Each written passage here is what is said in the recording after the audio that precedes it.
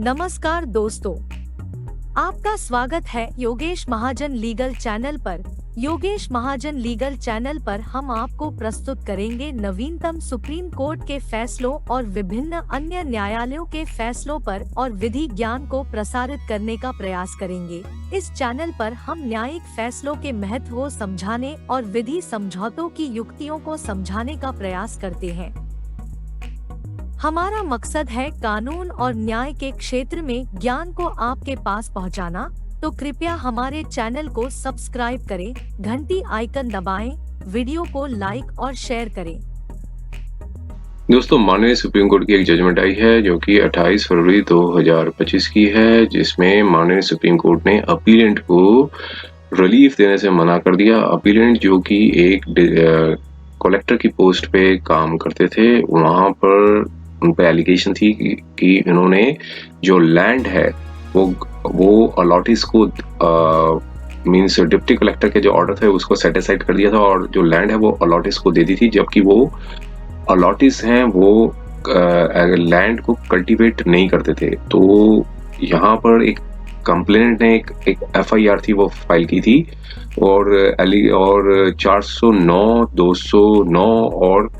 114 Indian penal code के तहत जो FIR थी वो रजिस्टर्ड हुई थी। और यहाँ पर फिर आगे ये हाई कोर्ट में इन्होंने अपील डाली थी 482 CRPC में, लेकिन 482 CRPC में कोई रिलीफ नहीं मिला था और इवन एंटीसिपेटरी बेल की भी जो प्रेयर थी वो रिजेक्ट हो गई थी। लेकिन फाइनली माननीय सुप्रीम कोर्ट में यहाँ पर मैटर आया और यहाँ पर ये ग्राउंड्स रेज किए थे क्योंकि उन्होंने जो काम था वो क्वासी जुडिशियल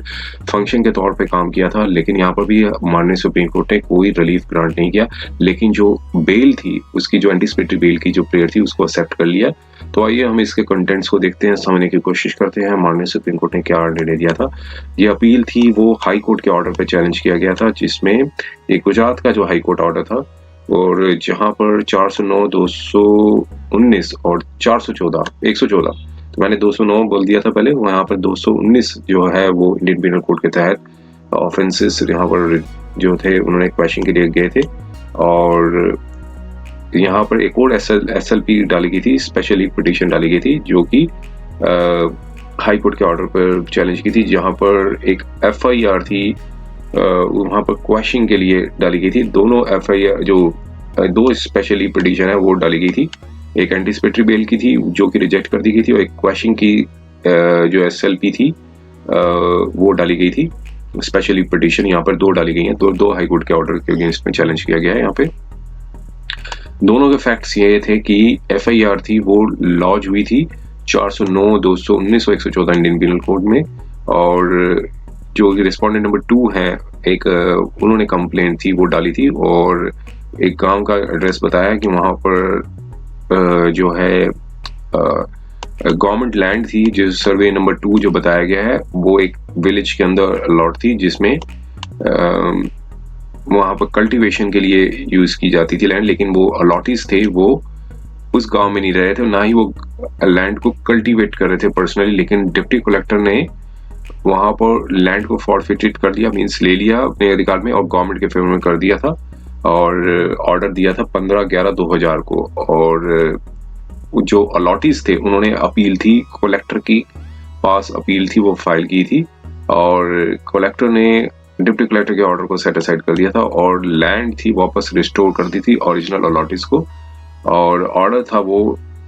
उसको चैलेंज किया था रिवीजन में प्रिंसिपल सेक्रेटरी के पास जो चैलेंज किया गया था और ऑर्डर को सेट असाइड कर दिया था अपीलेंट के। और जो वापस डायरेक्शन ये दी थी कि जो नेम जो गवर्नमेंट का जो नाम है रेवेन्यू रिकॉर्ड्स में लिया जाए। कंप्लेनेंट के मुताबिक जो अपीलेंट हैं वो डिस्ट्रिक्ट कलेक्टर थे और गुजरात में एक जगह बताई है रेलेवेंट टाइम पे, उनको पास पूरी नॉलेज थी कि अलॉटिस जो हैं वो अब्रॉड में रह रहे हैं और लैंड को कल्टीवेट नहीं कर रहे हैं और इसलिए वो एलिजिबल नहीं थे कि वो लैंड को वापस डिप्टी कलेक्टर के ऑर्डर को सेट असाइड कर सकें, इसलिए उन्होंने अनड्यूली फेवर किया था बिना किसी वेरीफाई किए पावर अटॉर्नी को भी, जेन्युइननेस ऑफ पावर अटॉर्नी को भी वेरीफाई किए हुए हैं। और जो कि अपील थी जो फाइल की गई थी प्रिंसिपल सेक्रेटरी पे के और कि जो लीगल हेयर्स थे जो डिसीज्ड अलॉटिस के, और यहाँ पर बताया कि अपीलेंट ने यहाँ पर गवर्नमेंट के इंटरेस्ट के अगेंस्ट में काम किया था और अलॉटिस के फेवर किया था, अनड्यूली फेवर किया था, और जो मैलिशियस इंटेंशन थी, तो इसलिए वो जो 409, 219 और 114 इंडियन पीनल कोड के तहत केस था रजिस्टर किया। अपीलेंट ने यहाँ पर 482 सीआरपीसी में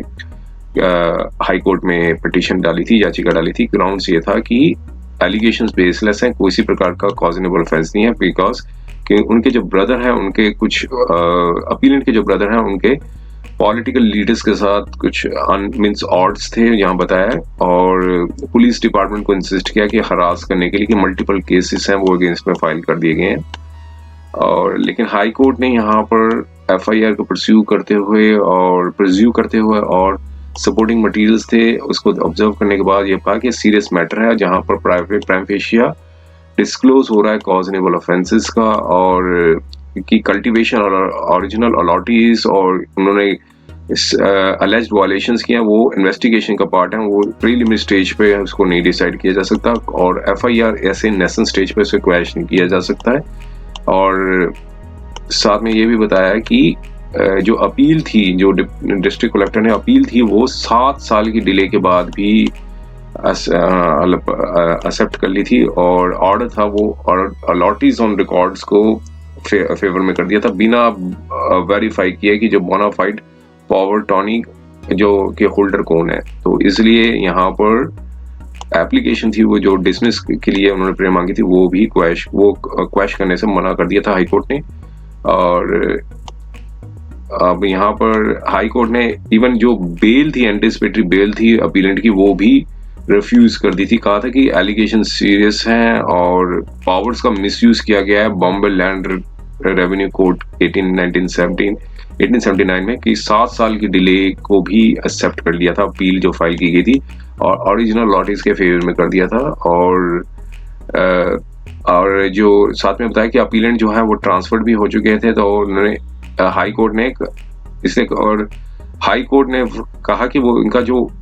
ऑर्डर, जो हाई कोर्ट ने इस इशू को भी क्वेश्चनेबल माना क्योंकि उनकी ऑलरेडी ट्रांसफर हो चुकी थी, और साथ में कहा कि लैंड भी जो कल्टीवेट नहीं कर रहे थे, जो ओरिजिनल अलॉटीज हैं, तो अब्रॉड में रह रहे थे, तो इसलिए लेजिटिमेसी जो थी ट्रांजैक्शंस की, उस पर भी डाउट किया उन्होंने कोर्ट ने। और सिमिलर एलिगेशंस एक अनदर केस में भी थी, जिसमें इससे उनका जो मिसकंडक्ट है वो प्रेसिपिटेट हो रहा था, तो इवन एंटिसिपेटरी बेल भी नहीं दी थी। अब दोनों पक्षों को सुना यहाँ पर कोर्ट ने, और यहाँ पर कोर्ट ने पाया कि यह जो हाई कोर्ट के ऑर्डर में कोई एरर नहीं है, और क्योंकि ग्राउंड्स जो लिए गए थे उसमें कहा था कि